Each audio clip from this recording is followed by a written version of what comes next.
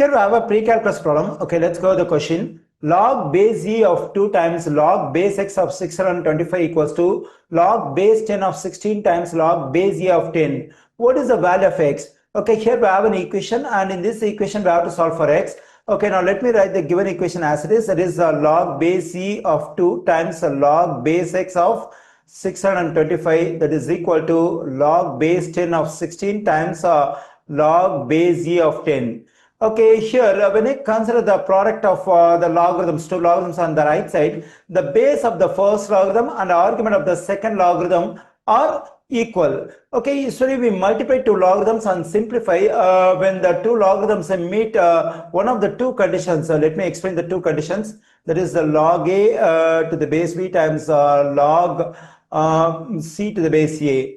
Okay, here two logarithms are multiplied. The argument of the first logarithm and the base of the second logarithm are equal.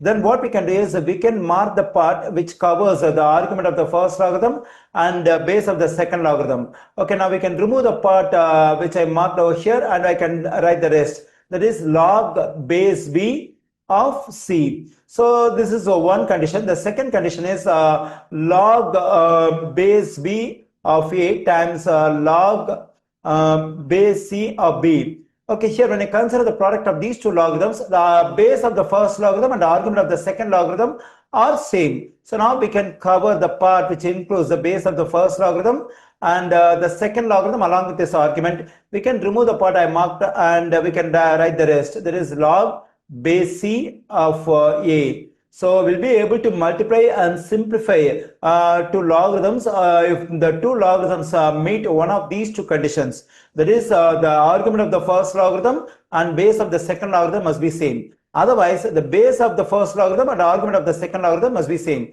Then only we'll be able to combine. We'll be able to write the product of two logarithms as single logarithm.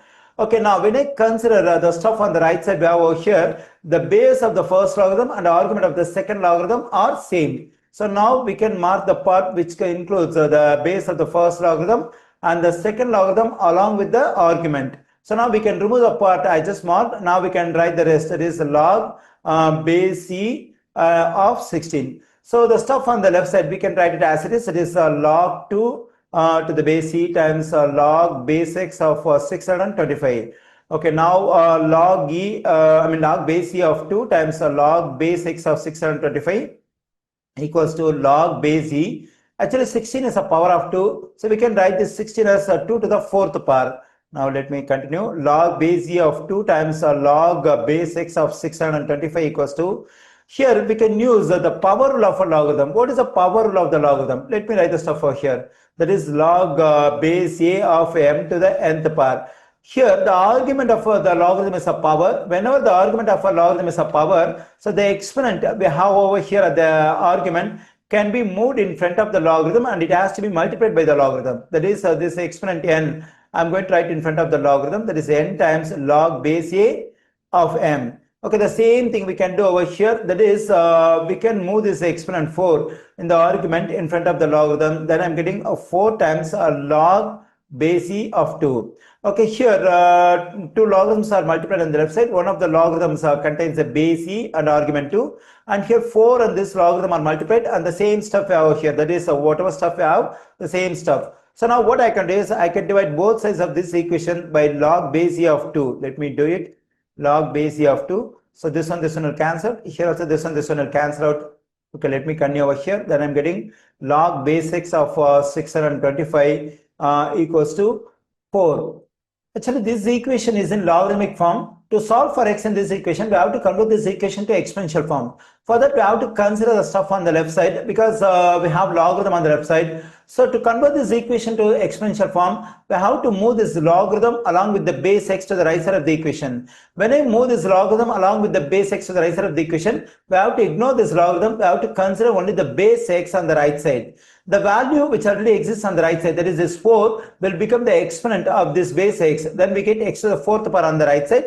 On the left side, we have 625. Okay, now we have converted this logarithmic equation to exponential equation. Okay, we know that 625 is a power of 5, that is 5 to the fourth power equals to 625. Even we can verify 5 times 5 times 5 times 5. That is 5 is multiplied by itself for 4 times. So 5 times 5 is 25, 5 times 5 is 25. 25 times 25 is 625. So 5 to the fourth power equals to 625. Instead of 625, we can write 5 to the fourth power. On the right side, we have x to the fourth power. Okay, here the exponent on the left side is 4. The exponent on the right side is also 4. Whenever two terms are equal with the same exponent, what we can do is we can equate the bases. When I equate the bases, I am getting 5 equals to x. Okay, now I got the value of x in the given equation. The value of x in the given equation is 5.